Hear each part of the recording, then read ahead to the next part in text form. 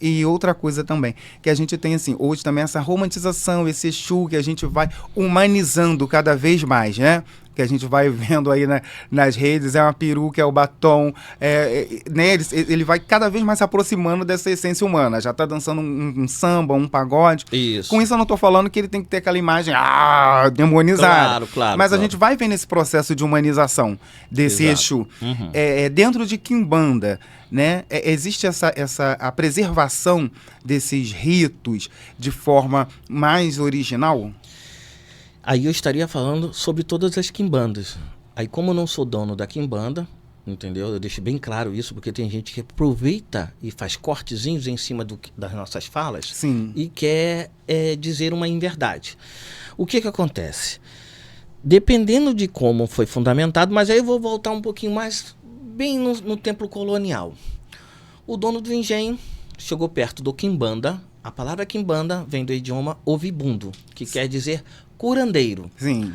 O francês, com o português, já colocou como feiticeiro, de feitiço.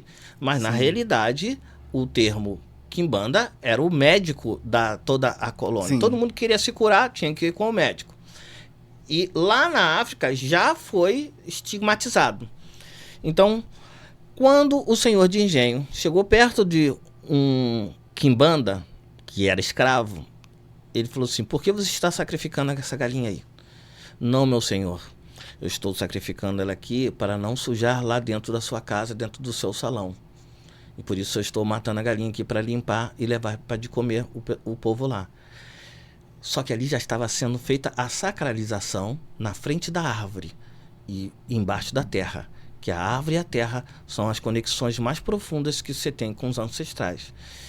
E isso é a primeira base da quimbanda. A quimbanda que realmente a pessoa cultua profundamente, aí que eu não posso colocar a mão diante do que as outras pessoas romantizam. Sim. Pegam determinados conceitos, né, o que está acontecendo hoje, que são muitos sacerdotes que estão pegando determinados conceitos e impondo como se fosse a quimbanda, mas não é a quimbanda. É a quimbanda dele, da casa dele, da forma como ele cultua. Do entendimento dele. Do entendimento dele. Que ele possa fazer o entendimento sem problema nenhum, entendeu? Só que não pode falar por toda uma quimbanda. Sim. A quimbanda que eu cultuo, sim, ela tem mais categoria banto. Ela tem justamente isso. A profundidade que não era revelada para todo mundo. Você muito bem sabe, dentro do candomblé do Queto, que muitos sacerdotes com quase 100 anos que ainda existe vivo do candomblé de Angola, quase não se ouve falar. É verdade. Não existe um único podcast que vai entrevistar um sacerdote de mais de 80 anos dentro do candomblé de Angola. Sim. Mas tem e vivo. E tu sabe que tem vivo. É isso. Entendeu? Esses sim são os verdadeiros quimbanda. Entendeu? Então eu acompanho apenas um em Salvador, que ele é um sacerdote extremamente antigo e ele é um quimbanda, só que ele é dado apenas como um tateto, entendeu? Entendi. Apenas como um tateto. Então a quimbanda, ela depende muito de quem está cultuando. A pessoa precisa exatamente saber quem é que está fazendo, como é que está fazendo, se realmente vai lhe passar a confiança o suficiente. A pessoa precisa observar duas coisas importantíssimas dentro de um quimbandeiro: caráter e honestidade, que é o que falta bastante. A gente vê muitas pessoas se exaltando muito, falando muito sobre a casa, como eu sou melhor, mas a realidade é bem diferente. Nós vemos assim as entrevistas, digamos assim, sem conteúdo, apenas ataques. Eu sou melhor, o outro é fulano, né, não sei o quê. Ou seja, simplesmente está repetindo o que até você conhece, que antes das redes sociais, os pais de santo se atacavam. Sim. Ah, minha casa é melhor, a dele é ruim. Ou seja, só transformou isso para dentro da cultura, dentro das redes sociais. Sim. Aí a pessoa vai para um podcast e, em vez de falar dela, do trabalho dela, do conceito dela, da cultura dela e com propriedade, não, tem que falar do outro. Tem que desqualificar o outro para poder ganhar, digamos, o tal hype. Sim, sim. Então esse não é nem considerado quimbandeiro, porque aí não é um sábio, é um sábio nada. quais são as divindades que são cultuadas na quimbanda? São só divindades africanas? A gente tem outras divindades? Ou são só Exu e Pombogiras? Bom, isso é muito importante falar, porque devido à influência da palavra chamada Umpambo Ungila, que até em podcast o pessoal fala errado. Umpambo Ungila vem do Quimbundo e Umpambo Unzila vem do Kikongo. É uma divindade dos caminhos, mas que popularmente, lá nos idos 40, transformaram em Pombagira. Sim. Só que a Pombagira é do rito feminino, correto? Correto. E agora você vai entender a profundidade. Lá na África, quando iam assentar numa pedra, o espírito, como um Exu mensageiro, ele era masculino e feminino na mesma pedra, inclusive com a influência islâmica. Na mesma essência. Na mesma essência. Era feita uma essência só. Uma essência só, para o mesmo. Sim. Ou seja, o Exu e a Pombagira, digamos assim, né? Sim. Antes nem existia isso lá, mas era esse isso. Princípio masculino e feminino. O princípio masculino. A figura era única. Única. Aí, onde entra o período da escravidão, que foi se transformando, teve que colocar imagens, as associações com o demônio e tal, e a divisão do Exu numa pedra e a Pombagira na outra.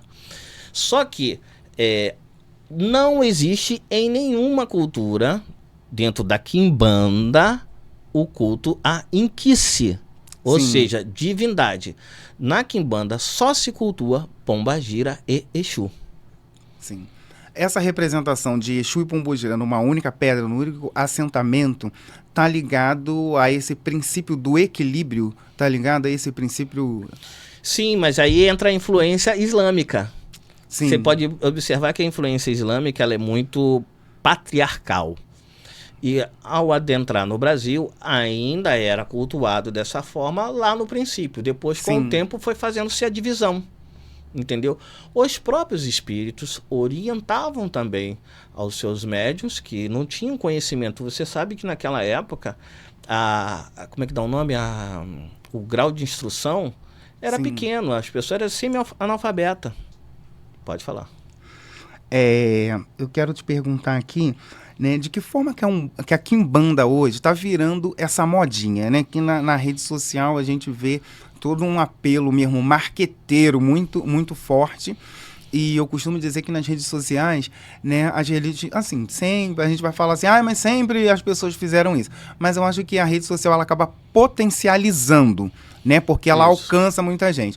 Porque muitas vezes a pessoa que não era de religião de matriz africana, não tinha conhecimento, também não tinha muitas vezes contato, né? De certa forma, isso fazia com que o preconceito ficasse, né, se fortalecesse. A informação, né, é o que quebra um pouco desse preconceito, mas de contrapartida também tem essa coisa, né, da divulgação errada, desse apelo marqueteiro aí, e acaba criando uma visão ruim das religiões e a gente tem como se fosse uma modinha, né? Então, é uma coisa que é fácil de você matar a charada. Marmoteiro sempre teve até antes de internet, né? Então não vai mudar muito isso aí, não tem como a gente quebrar esse ciclo. Não tem como fugir disso. Mas existe uma forma da pessoa observar, né? O Quimbandeiro tá com 200 mil seguidores. Aí vai lá, 10 pessoas comentam. Ele não tem 200 mil seguidores, foi comprado. Para começar, mata a charada. Aí vamos para o podcast como estamos aqui, certo? Certo. Aí o cara paga, tudo tranquilo, faz o seu marketing, até aí todo mundo tem o direito. Mas ele aproveita dessa visualização, como é que é? Viralização, para poder angariar mais dinheiro. Sim. E você sabe que lá no fundo, os velhos sacerdotes não são adeptos a cursinhos.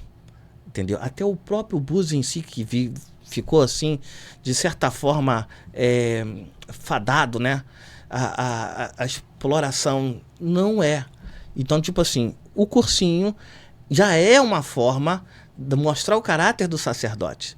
Aí ele vive de cursinho. Porque as religiões se aprendiam na prática, na prática da religião, na vivência, no pé no chão. Pode se escrever livro? Pode se escrever livro, mas você tem que ter o fundamento lá dentro. Sim. Entendeu? O livro pode te dar informação histórica, etimológica, tudo. Sim. Mas fundamento você aprende lá dentro. Na vivência. Na né? vivência. Então o que acontece? Mal comparando assim. É igual receita, né? Você pode pegar uma receita ali de um bolo, de uma coisa, e você achar que sabe fazer. E no dia que você for lá, a massa não alcançou o ponto, e você não entende que, né? Tem que. O segredo, ó, meu filho, tem que peneirar a farinha. Falou aqui que era tanto de farinha, mas essa farinha tem que peneirar. Enfim, essa vivência mesmo é só no pé no chão ali mesmo. Exato, você veja bem. Você vai entender. Você olha, aí observa. O cara senta os Exus, os mais famosos. Aí vai na casa dele, só os Exus famosos. Sim. E os Exus que não são conhecidos? Um pinga-fogo, a pessoa não sabe se sentar, porque se ela sentar errado, ela pode se incendiar. E são tantos Exus que acabaram sumindo, né, dentro dessa o Exu vivência. pinga-fogo é um. Se o cara não Mangueira, souber... pinga-fogo, meia-noite, destranca tudo. Não, o meia-noite, por exemplo, Cacurucá, ele tem Exu morcego. o Exu morcego está quase sem cultuar. Existe, mas poucos. Agora, vamos dar um exemplo do meia-noite. O Exu meia-noite é o Exu da eletricidade. Quando você chega no cemitério, se você é realmente um bom quibandeiro, um bom sacerdote, quando você entrar na cruz mestre e vinha um faísca de eletricidade, é o Exu meia-noite que está respondendo. Então, se ele não veio responder, que sacerdote é esse você? Esse é o primeiro. Sim. Então as pessoas não sabem assentar um meia-noite, um pinga-fogo, que Sim. o pinga-fogo você usa elementos completamente diferentes de todos os outros Exus. E é um Exu justiceiro. Se tu faz alguma coisa errada, você vai ser incendiado. Como aconteceu, o cara viu meu vídeo no YouTube, achou que poderia assentar para os outros, o pinga-fogo foi, assentou, incendiou a casa. Misericórdia. Entendeu? Então, são Exus que são delicados de se mexer. Então, existem muitos espíritos que são delicadíssimos de se mexer e dependendo da forma como... O Exu sombra. Esse aí, ninguém imagina como é que é. Ele penetra na tua casa, anda que nem uma sombra atrás de você, faz o que quiser contigo e você tá com teu Exu sentado, tá com... Sim. E tu não sabe. Ué, mas como é que isso tá acontecendo? É ele que tá em cima. Ele entra na memória da pessoa, mas a pessoa não sabe nem como assenta, nem como é que faz. Ou de repente não consegue nem identificar essa presença nem porque não conhece, identifica. Exatamente, porque não conhece. E nem sacerdote identifica. Porque, por exemplo, ó, um Exu que é extremamente perigoso e a nomenclatura dele é tão simples que as pessoas nem dão bola. Um perigosíssimo é o Exu do cheiro. Agora, raciocina, o Exu do cheiro, ele penetra nos lugares e você só sente o cheiro do enxofre. É a única forma de detectar a presença dele. Ele entra, destrói tudo que quiser destruir e depois vai embora. E a pessoa não vai perceber. Pode ter todos os Exus assentados, mas ela não vai, porque a característica desse espírito é entrar através a essência dele. Dessa essência, entendeu? Sim. E é isso. Mais o quê? A gente pode falar um pouquinho do jogo de ossos? Claro! Que hoje tem... Você gosta, né? Que hoje tá virando da modinha, né? Eu perguntei da modinha, vamos entrar no jogo de ossos, né? O jogo de ossos hoje também a gente já tá vendo, começando aí surgindo, o povo difundindo. Aí a gente estava conversando, né, sobre o Exu que tá jogando, o Exu que tá consultando o oráculo. Exato. Fala um pouquinho do que é o jogo de ossos, então, de onde vem esse conhecimento. O oráculo de osso, ele tem várias culturas. Sim. Quando a pessoa abre na Bíblia, em Ezequiel, capítulo 37, ela já vai encontrar o próprio Ezequiel jogando o oráculo de osso. Só que ali, os evangélicos interpretam como o quê? Como apenas que ele estivesse num cemitério, mas na verdade ele estava deitando os ossos. Deitar os ossos naquela época era como se você estivesse jogando. Né? Essa é uma das culturas. A outra cultura é a chinesa, a outra é viking, aí tem as bantus, em geral, eu já venho pela cultura banto. Sim. Dentro da minha cultura, o dono do osso é branco. O osso é branco e o dono do osso é branco. Calamba ou Cucamonga, da onde vem esse livro com essa fundamentação aqui. Toda a fundamentação do oráculo de osso que eu pratico é de Calamba ou Cucamonga. Então, o que acontece? Eu não adivinho nada. Não, se você perguntar, me dá um... Não vou adivinhar nada agora. Ele sim adivinha tudo. Tanto que os depoimentos são de sacerdotes que quando eu jogo, sem a presença deles, só com o nome completo, sem a data de nascimento, eu adivinho tudo. Mas não sou eu. O mérito é somente de Calambo Cucamonga. Então, existe a fundamentação, existe toda uma ritualística que a gente chama pelo ancestral, pela divindade, para poder jogar. O que acontece hoje em dia? 2009, eu falei pela primeira vez sobre o oráculo de osso, que eu estava jogando no YouTube através de um casco de tartaruga e rezando. Aquele Lenucuene e Ambota, Awashi-Cuene Cthulhuluca. Aí estava rezando ali em Quimbundo. E ali aquilo ali viralizou. De 2009 para cá, apareceram as pessoas que gostaram da ideia. Sim. Eu vou explorar esse meio porque não é muito conhecido. Então hoje tem pessoas que não têm nenhuma cultura para cultuar o oráculo de osso. Eu vou explicar por quê. Veja bem, lá no Rio Grande do Sul existe o batuque. O batuque não tem oráculo de osso. Então o sacerdote tirou aquele oráculo de osso da onde? E eu fui iniciado no candomblé de Angola, dentro de cultura banto, na zona leste de São Paulo, pelo Tata Mussulê. Então eu tenho uma história. Entendeu? Beleza, sim, mas vou chegar lá. Ah, mas quem é que... Tata Apanaganga. Tata Apanaganga é o conhecido e o maior sábio que eu já conheci na vida, chamado Barbalex cubano. Esse sim é o pioneiro e percussor do oráculo de osso. Foi ele que, pela primeira vez na minha vida, quando ele jogou o oráculo, ele adivinhou até o furúnculo que eu tive quando era criança. Sim. Então, diante de tamanha precisão, eu me apaixonei. Mas tem ritualização, tem tudo.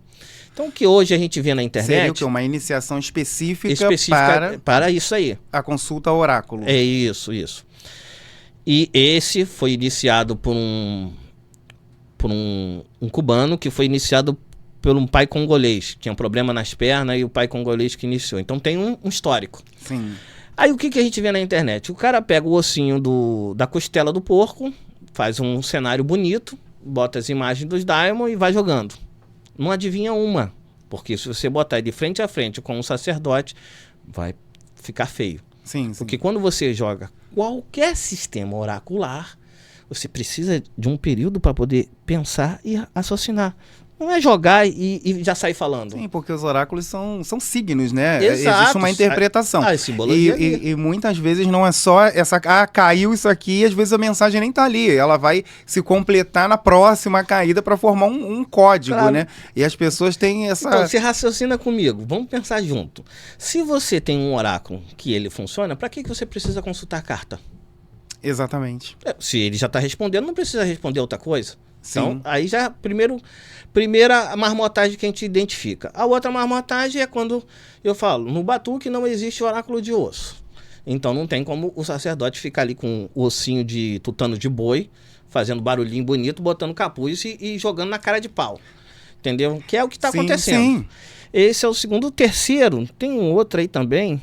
São vários, entendeu? Aí e teve os que acabaram saindo da internet porque passaram muita vergonha. Que é o caso que a gente estava falando em off, de Tranca-Rua jogar o oráculo de osso e Pombagira Rosa Caveira usar o oráculo de osso. O espírito não precisa, ele já é o próprio oráculo. Sim. Se o espírito é verdadeiro, ele vai falar passado, presente e futuro.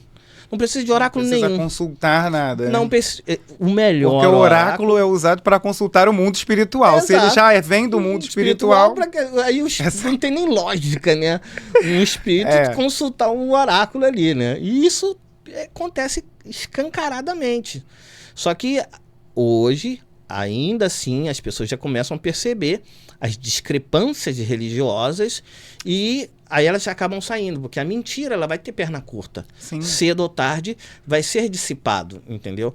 Aí outra coisa, dentro do livro, que é uma coisa bem profunda devido a tanta marmotagem que eu estou vendo, eu autorizei a qualquer pessoa que a partir do momento que adquirir o livro, usar o termo mokuá.